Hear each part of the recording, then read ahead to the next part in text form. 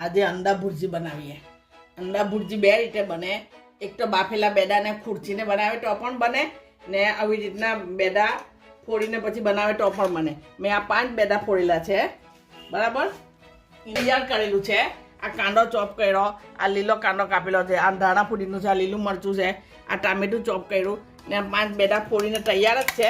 હવે એના અંદર હલ્દી, નિમક, આ માપનું નમક ને આ માપની હલ્દી, બહુ ઓછી નાખવાની, બહુ નહીં નાખવાનું, ને આ મરીનો પાવડર, આટલું પહેલાં નાખીને તૈયાર કરી દઈએ. ત્યાર પછી હવે તમે તેલમાં બનાવો તો પણ ચાલે. આ ગેસ ઓન કીધો. હવે એના અંદર ઘી નાખીએ. આ દેશી ઘીમાં બનાવું છું. હવે ઘી ગરમ થયું ને તો એના અંદર પહેલાં ચોપ કરેલો પ્યાજ નાખી દઈએ. થોડો વધારે છે, થોડોક બચાવું. હવે પ્યાજને થવા દઈએ. પ્યાજ થઈ જાય પછી અંદર ટામેટુનો મસાલો,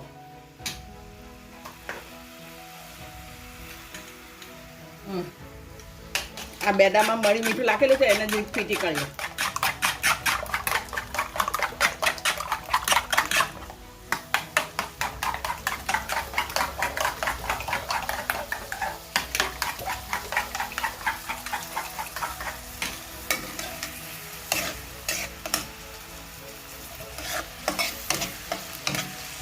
કાંદાને એકદમ બ્રાઉન નથી કરવાનો, જરાક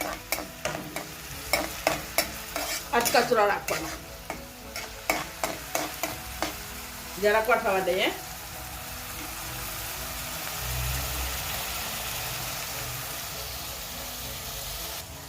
આ જરાક ગરમ મસાલો નાખું, વધારે નથી લાગતી, થોડોક.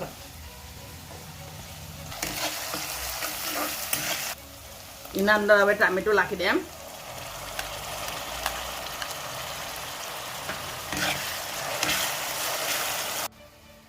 ટામેટાના હાથે હાથે આ લીલું મરચું કાપેલું છે તે નાખી દે.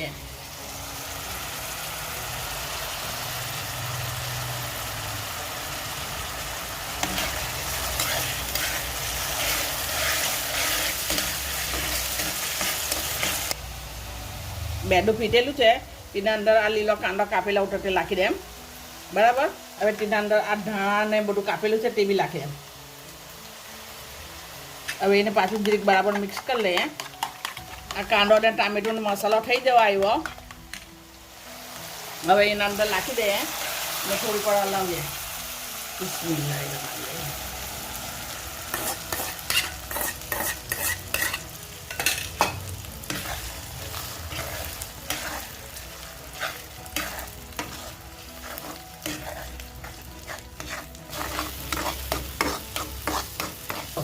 પાણી બળી ગયું એટલે આ ભુરજી તૈયાર થઈ ગઈ.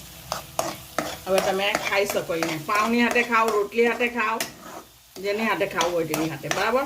પાણી બળીને એને ઘી પર તેલ પણ આવી જવા દેવાનું એટલે તૈયાર.